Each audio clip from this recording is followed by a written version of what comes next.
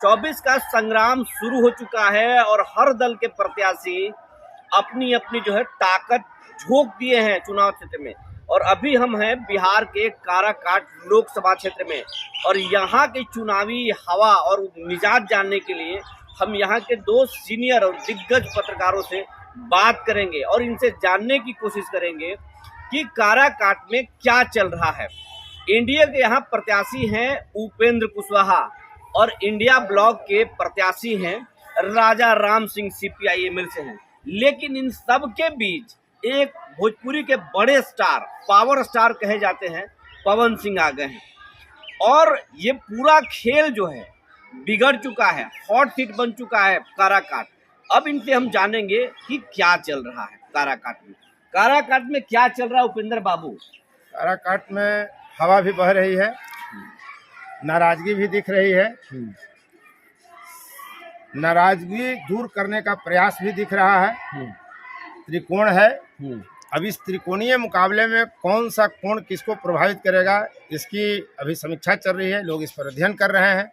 आने वाला वक्त बताएगा कि त्रिकोण के 3 बिंदु में कौन ऊपर रहता है और कौन दो साइड में, लेफ्ट और राइट। त्रिकोण आप बता रहे हैं त्रिकोण है, लेकिन पवन सिंह के समर्थक कर रहे हैं कि पवन सिंह और राजा राम सिंह है तो पवन सिंह और राजा राम सिंह में सीधा फाइट होगा। नहीं, देखिए ये गड़बड़ाइए मत।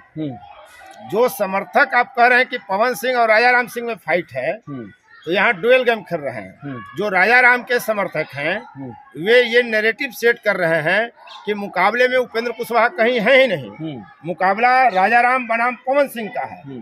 इसके पीछे वजह यह है कि पवन सिंह के पास जितना वोट जाएगा उतना ही उपेंद्र कुशवाहा को नुकसान होगा और उपेंद्र कुशवाहा की मुश्किलें बढ़ेंगी। तो रणनीति यह है और ये काम राजद के लोग भी कर रहे हैं, माले के लोग भी कर रहे हैं, मुकेश सहनी के भी समर्थक कर रहे हैं, जो भी महागठबंधन के साथ हैं वो यही फैला रहे हैं सोशल मीडिया से लेकर मौखिक बातचीत में भी। मतलब ये इंडिया ब्लॉक के लोग फैला रहे हैं नैरेटिव। हाँ, निश्चित रूप से। हाँ, जो उसमें भी है कि कुछ अगर पवन सिंह के जो समर्थक हैं वो तो नहीं कहेंगे कि उपेंद्र कुशवाहा जीत रहे हैं या राजा राम कहीं है।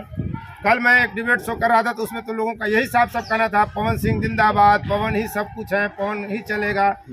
तो प्रयास ये है कि पवन के लोग तो कहेंगे ही कि पवन जीत रहे हैं, लेकिन महागठबंधन के लोग पवन के समर्थकों से अधिक इस बात से उत्साहित है कि ये नैरेटिव सेट हो जाए कि मुकाबले में उपेंद्र कुशवाहा नहीं है, राजा राम बनाम पवन सिंह का मुकाबला है, ताकि वोट बटे।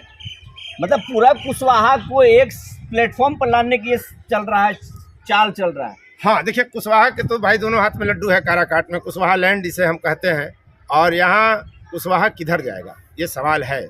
लेकिन बहुत सारे फैक्टर ऐसे हैं, जैसे कुशवाहा राजा राम के साथ जाएगा कि उपेंद्र कुशवाहा के साथ, ये प्रश्न बहुत आम हो गया है। समस्या यह है कि कुशवाहा उपेंद्र कुशवाहा को ही नेता मानता है और कुशवाहा समाज से जब हमारी बातचीत होती है तो उसमें कुशवाहा के लोग ये कहते हैं कि भाई राजा राम जीतेंगे तो काराकाट तक, उपेंद्र जीतेंगे तो केंद्र तक। तो ये दो क जो है ना, उस बीच में चयन करना है कुशवाहा को। अगर कुशवाहा का भी मिला दें तो कुशवाहा, केंद्र और काराकाट, त्रिकोण यहाँ भी। एनडीए के जो वोटर हैं, खास करके जो सवर्ण हैं, वैश्य हैं, उनका कहना है कि भैया मोदी को गौन करके मत चलिए। पवन सिंह आए हैं अलग बात है, लेकिन मोदी के वोटर टूटेंगे नहीं। इसको आप किस रूप में देख रहे हैं? मोदी के वोटर जो है ना वो चुप्पा वोटर है, खासकर वैश्य समुदाय। तमाम सवर्ण जातियों के अपेक्षा देखिए अगर, तो दोगुनों से अधिक संख्या है वैश्य समाज की। भूमिहार, राजपूत, लाला, ब्राह्मण, ये चारों जातियों का जो टोटल वोट है, इससे दोगुना से अधिक वैश्य समाज का वोट है। वैश्य समाज में अति पिछड़ी जाति भी शामिल है, कुछ जातियां, 4 जातियां अति पिछड़ी में है, बाकी पिछड़ी जातियों में है। पटवा, तांती, पान समुदाय ऐसा है जो अनुसूचित जाति में है। तो वैश्य का बहुत बड़ा वर्ग है और वो दोगुनी है, वो चुप्पा वोट है। वैश्य कभी बोलता नहीं, कभी किसी मुद्दे को लेकर वैश्य को आप आंदोलन करते नहीं देखेंगे। सरकार से कोई मांग, वैश्य कहाँ जा रहे हैं? वैश्य वहीं जाएगा, मतलब एनडीए में जा रहा है कि पवन के साथ? ना, वो पवन यार हवा कितना देर टिकता है, पवन के साथ वैश्य क्यों जाएंगे? आज वैश्य का जो कुछ युवा है सेल्फी लेने के चक्कर में ग्लैमराइज है, पवन सिंह एक ग्लैमर नाम है, तो स्वाभाविक है कि युवा जाएंगे। आपको कहीं बुजुर्ग तबका दिख रहा है, चाहे वैश्य का हो या सवर्णों का बुजुर्ग तबका जो है, जो मोहल्ले का भी वोट का माइंडसेट कर दे, मोहल्ले के वोटर की मानसिकता को प्रभावित कर दे, तो वैसे अधेड़ उम्र के या बुजुर्ग मतदाता आपको सवर्णों के या वैश्य के दिख रहे हैं क्या पवन सिंह के साथ? अच्छा, ये आपने तो इशारा कर दिया कि बहस कहीं नहीं जा रहे। अब हम जानते हैं अभय जी से। अभय जी जो है ओबरा विधानसभा और गोह विधानसभा, ये दोनों को कवर करते हैं और 1.5 दशक से पत्रकारिता कर रहे हैं। अब इनसे जानेंगे, इनके फील्ड में कुशवाहा भी हैं, भूमियार भी हैं, राजपूत भी हैं, बैस भी हैं। क्या हवा चल रहा है? हवा है कि जब शुरू में आपने जैसा बताया कि त्रिकोण, तो इसमें त्रिकोण नहीं है, पोल है, 2 पोल है, एक फैक्टर है। उस पोल से किस पोल को भारी एक फैक्टर वहाँ बनने जा रहा है, त्रिकोण बनाने का प्रयास किया जा रहा है, लेकिन त्रिकोण है नहीं। और जहाँ तक जातियों के नाम पर बिहार में वोटिंग होती है, सबको जाना है, ये तो है कि भाई जाति के छाती पर ही चुनाव होता है। अब बिहार में शादी ब्याह में जाति का कुछ नहीं है। अभी हम लोग बातचीत कर रहे थे कि जहाँ पर सामाजिक रूप से बंधन टूटा है जातियों का, लेकिन वोट जो है जाति के आधार पर मिलती है। और पवन सिंह के फैक्टर की बात कर रहे हैं, देखिए पवन सिंह कोई भी सेलिब्रिटी या स्टार, मैं परिपक्व और थोड़ा सा बात करना चाहूँगा, हल्की बात करना तो समर्थक करते हैं, बहुत मुश्किल होता है चुनाव लड़ना उनके लिए, क्योंकि किसी भी जो भी स्टार होते हैं, सेलिब्रिटीज होते हैं, घर घर पहुंच चुके होते हैं, उनको सब लोग जानता है, भीड़ उनके साथ होती है, लेकिन सबसे ज्यादा परेशानी उनके साथ यह होती है कि चुनाव को मैनेजमेंट किया जाए। बड़ी बात बोल रहे हैं। 3700 बूथ है, हर बूथ पे हर राजनीतिक दल है, राजनीतिक दल को हर बूथ पे कार्य करता है, वहाँ पर 2 पोलिंग एजेंट रखना है। तो इस तरह का मैनेजमेंट करना, जो सेलिब्रिटी होते हैं सिंगल मैन होते हैं, उनके साथ समर्थक बहुत होते हैं।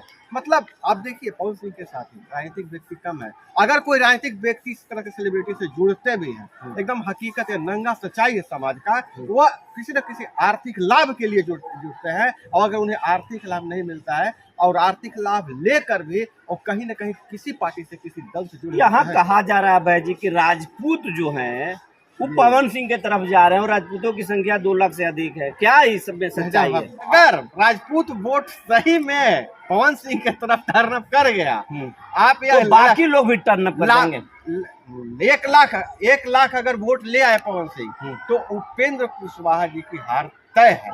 और अगर राजपूत वोटों के साथ और मन भूमिहार वोटर, कुछ और वोटर पवन सिंह के साथ जाता है, तो चुनाव की लड़ाई में आ सकते हैं। तीसरे पोजीशन पे भले उपेंद्र कुशवाहा को भेज सकते हैं, और लेकिन चुनाव मोदी कुछ करिश्मा नहीं कर पाएंगे। मोदी बड़ा फैक्टर है। मोदी वही बात है। उपेंद्र कुशवाहा जी को, चाहे किसी भी लोगों को, जो भी समर्थक हैं, उनको मोदी फैक्टर का लग रहा है कि मोदी का जादू चलेगा और काराकाट का किला फिर से फतह हो जाएगा।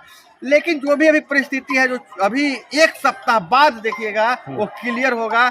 और जैसा बता रहे थे कि पवन सिंह के साथ अगर उस समर्थकों की भीड़ है, उनका फैन फॉलोइंग ज्यादा है, जातिगत सपोर्ट भी मिल रहा है, लेकिन जो अगर कोई हल्ला ज्यादा चिल्ला रहा है पवन सिंह के पक्ष में, तो वह है इंडिया गठबंधन के लोग।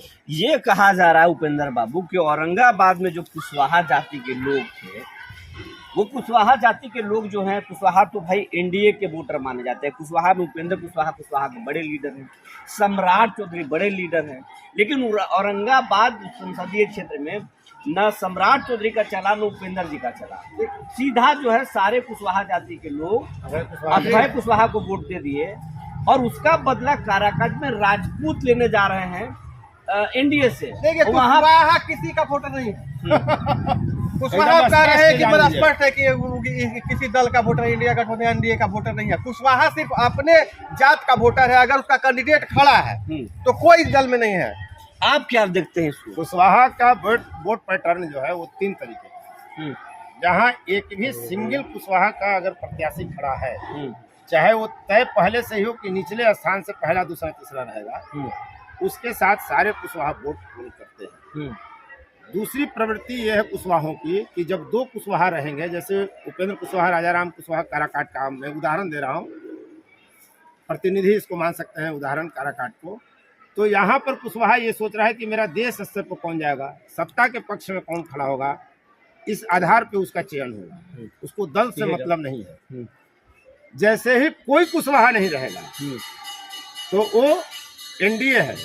लेकिन जो टिकट ज्यादा देगा दल, लेकिन जो इस टिकट बार ज्यादा हाँ, दल दिया वही कुशवाहा बात मैं को, कह रहा हूँ। उसको वोट करेगा। लेकिन 2024 के लोकसभा चुनाव में महागठबंधन ने 6 कुशवाहों को टिकट दिया है और सम्राट चौधरी उप मुख्यमंत्री रहते हुए किसी कुशवाहा को भाजपा ने और जदयू ने कैंडिडेट नहीं बनाया। सिंगल एक सीट अरे भाई, जब कुशवाहा के डिप्टी सीएम दे दिए, उपेंद्र कुशवाहा को अगर सरकार मोदी की आई तो मंत्री बनाएंगे, तो आप यहाँ पे सांसदी की देखिए दो पक्ष।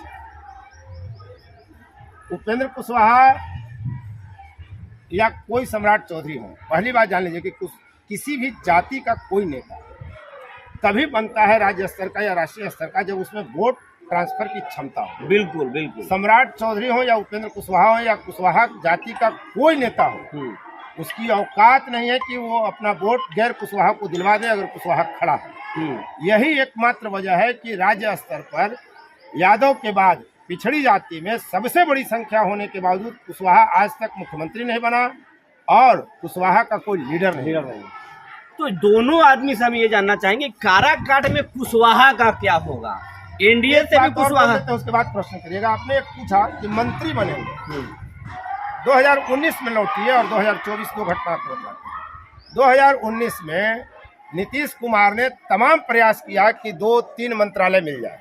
16 सांसद थे साहब, ये याद रखिएगा दर्शकों, 16 सांसद जदयू के थे और एक से अधिक बीजेपी ने नहीं दिया। ये और बात है कि बाद में गठबंधन पर उसका असर पड़ा।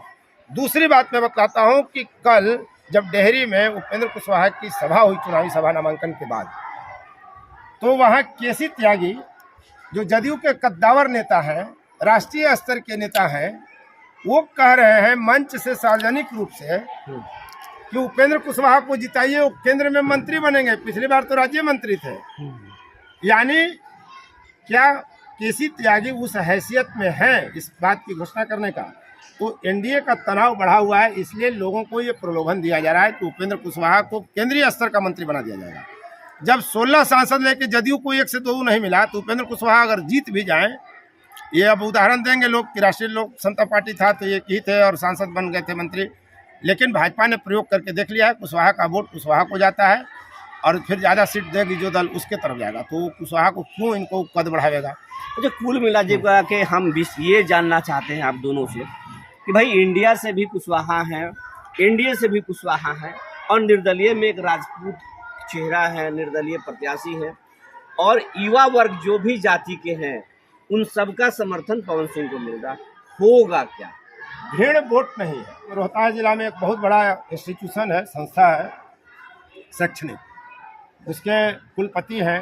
वो जब चुनाव लड़ रहे थे लोकसभा का और हेमा मालिनी यहाँ चुनाव में प्रचार करने आई थी, लोगों ने तब यही कहा था कि जब हेमा मालिनी आ गई, बाप रे बाप इतनी अपार भीड़ जुट गए तो अब कौन हराएगा गोपाल नारायण सिंह को। चुनाव हार गए थे। इसलिए भीड़ वोट का पैमाना नहीं है, सेलिब्रिटी रहेगा। टक्कर राजा राम कुशवाहा जी में ही होगा। उपेंद्र कुशवाहा और राजा राम, ये दो में सीधी टक्कर है।